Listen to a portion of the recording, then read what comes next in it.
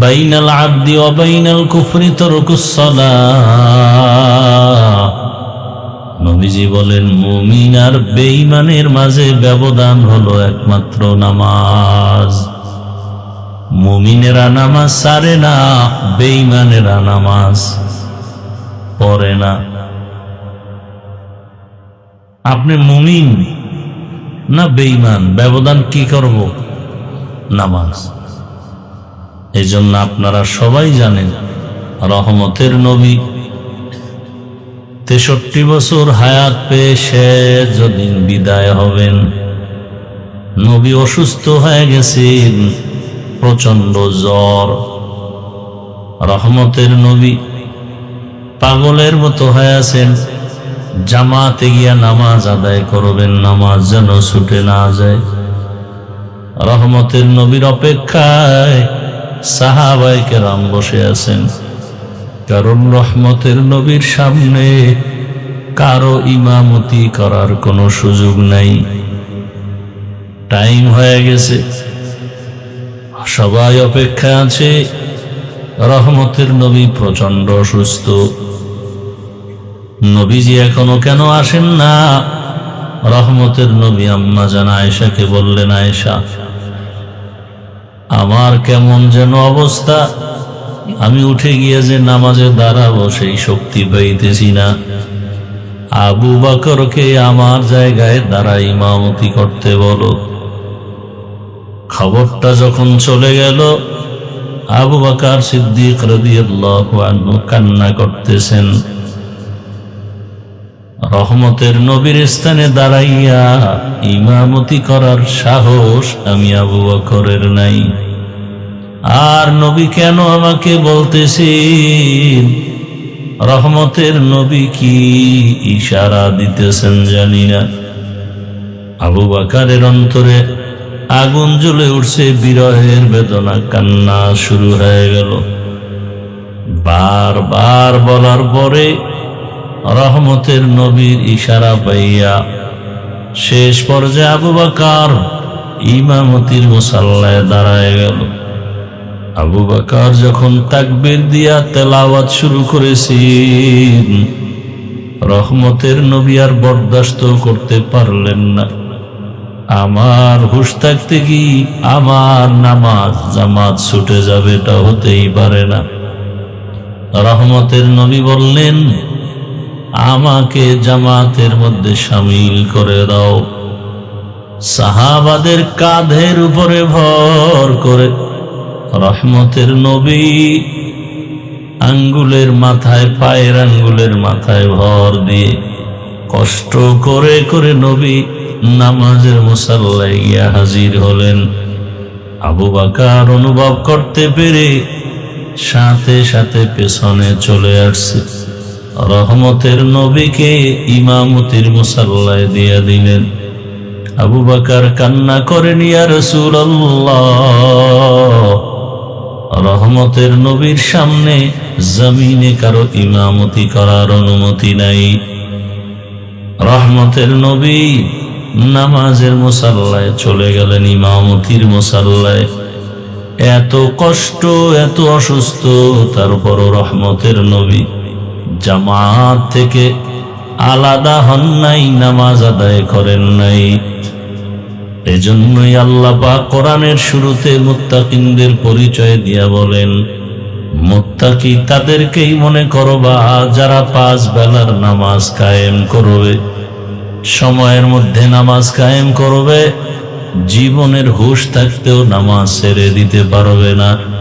কারণ নামাজ একটা ঈমানের পরে এমন গুরুত্বপূর্ণ ইবাদত, এমন একটা নিশানা ইসলামের জন্য। এটা দেখে কত বিধর্মী পর্যন্ত কালেমাওয়ালা হয়ে গেল। একটা গরিবের সন্তান ইমামতির মুসাল্লায় দাঁড়ায় নামাজ আদায় করে, পেছনে কত কোটিপতিরা দাঁড়ায়, কত ক্ষমতাওয়ালারা দাঁড়ায়। ওই গরিব সন্তান যখন হাত বাঁধে, পেছনের লোকেরাও হাত বাঁধে। একটা বাচ্চার ইশারায়, এক গরিবের ইশারায় পুরা মাঠের মানুষ, মসজিদের মানুষ রুকু দেয়, সিজদা দেয়, কোনো আওয়াজ নাই, কোনো নিয়ন্ত্রণের কোনো প্রয়োজন হয় না। এত সুন্দর সিস্টেম ইসলামে দেখে বহু বিধর্মী কালেমা পড়ে মুসলমান হয়ে গেল। এত সুন্দর সিস্টেম, এক গরিব, ওর বাড়ি কেউ জানে না, কেমন লেখাপড়া করেছে জানে না। ও নামাজের ইমামতির মুসাল্লায় দাঁড়াইয়া যখন রুকুতে যায়, হাজার হাজার মানুষ তার সাথে রুকুতে চলে যায়। সেজদায় যখন যায়, হাজারো লাখো মানুষ তখন সেজদায় চলে যায়। এই নামাজ এমন এক গুরুত্বপূর্ণ ইবাদতের অংশ। এই নামাজ যার যত সুন্দর, জীবনের সব আমল আখলাক লেনদেন তত সুন্দর।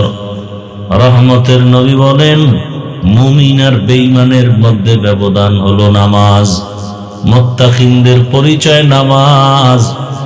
যদি তুমি নামাজ দাঁড়াইয়াও পড়তে না পারো, তুমি অসুস্থ হয়ে যাও, বসে বসে নামাজ আদায় করো। যদি বান্দা তুমি বসে নামাজ আদায় করতে না পারো, অসুস্থ, তুমি বান্দা শুইয়া হলো নামাজ আদায় করো ইশারায়। নামাজ বন্ধ করার সুযোগ নাই, কারণ নামাজ হলো মানুষের জীবনের বড় ইবাদতের অংশ। কারণ মানুষের শরীরের মধ্যে 4 আঙ্গুলের কপালটা হলো বড় দামি একটা জায়গা। যখন বান্দা সেজদায় গিয়ে কপালটা ঠেকায় দেয়, নবীজি বলেন আল্লাহ পাক তার কুদরতি কদম ওই নামাজির কপালের নিচে দিয়ে দেয়। আল্লাহ পাক রব্বুল আলামিন বলেন, বান্দা যখন সম্মানের কপাল মাটিতে ঠেকায় দেয়, আমি আল্লাহ তার জীবনের সব গুনাহগুলো মাফ করে দেই। নামাজ কায়েম করবেন, সময় মতো নামাজ আদায় করার অর্থ কায়েম করা। জামাতের সাথে নামাজ আদায় করার অর্থ কায়েম করা। আল্লাহর ভয় নিয়ে নামাজ আদায় করার অর্থ হলো নামাজ কায়েম করা। 5 ওয়াক্ত নামাজ আদায় করবেন, 1 ওয়াক্ত নামাজ ছেড়ে দেওয়ার কোনো সুযোগ নাই। আর এই নামাজ আমরা পড়ি না, অনেকেই হয়তো কষ্ট বোঝা মনে হয়, অথচ নামাজ পড়লেই দেখবেন কোনো কষ্ট নাই, বরং আরো ভালো লাগে। নামাজ আপনার রিজিকের বরকত বাড়ায় দিবে, নামাজ সংসারে বরকত বাড়ায় দেয়, নামাজ আপনার অন্তরে প্রশান্তি বাড়ায় দেয়। নামাজ হলো সব মুসিবত থেকে হেফাজতের চাবি। আল্লাহ তাআলা বলেন, ইয়া আইয়ুহাল্লাযীনা আমানুস্তাঈনু বিস-সাবরি ওয়াস-সালাহ ইন্নাল্লাহা মা'আস-সাবিরিন। দুনিয়ার মানুষ, তোমরা সাহায্য চাও আমি আল্লাহর আদালতে ধৈর্য আর নামাজের মাধ্যমে। অতএব যারা নামাজ পড়বে না, এদের জন্য দুনিয়াও বড় অন্ধকার হয়ে যাবে। যারা নামাজ পড়ে না, এদের রিজিকের মধ্যে বরকত থাকবে না, হায়াতের মধ্যে বরকত থাকবে না। নামাজ যারা পড়বে না, এদের চেহারার মধ্যে কখনো নূর আসবে না, মোহাব্বত আসবে না। যারা ওযু বানায় নামাজ আদায় করবেন, তাদের চেহারার মধ্যে নূরের আলো চমকাবে। দুনিয়ার মানুষ দেখলেও মায়া বাড়বে, রহব আল্লাহ দান করবেন। হাসরের মাঠেও আল্লাহ পাক চেহারার মধ্যে আলো দান করবেন। নবীজি বলেন, কোটি কোটি কোটি উম্মতের মাঝে আমি আমার উম্মতগুলো চিনব কিভাবে? যারা 5 ওয়াক্ত নামাজ ওযু বানায় আদায় করবে, কিয়ামতের দিন ওযুর জায়গাগুলো নূরের আলোতে ঝলমল করতে থাকবে। আমি নবী দেখিয়া আমি তাকে বাছাই করে ধরে ধরে জান্নাতের পথে নিয়ে যাব। অতএব পর্দার আড়ালের আম্মা জানেরা, বোনেরা ও যুবক বাবারা, বৃদ্ধ বাবাজিরা, আপনাদের মতো কত যুবক, কত বুড়া, কত মা, কত বোন এখনো আছে নামাজ আদায় করে, জেনারেল লাইনে থাকে।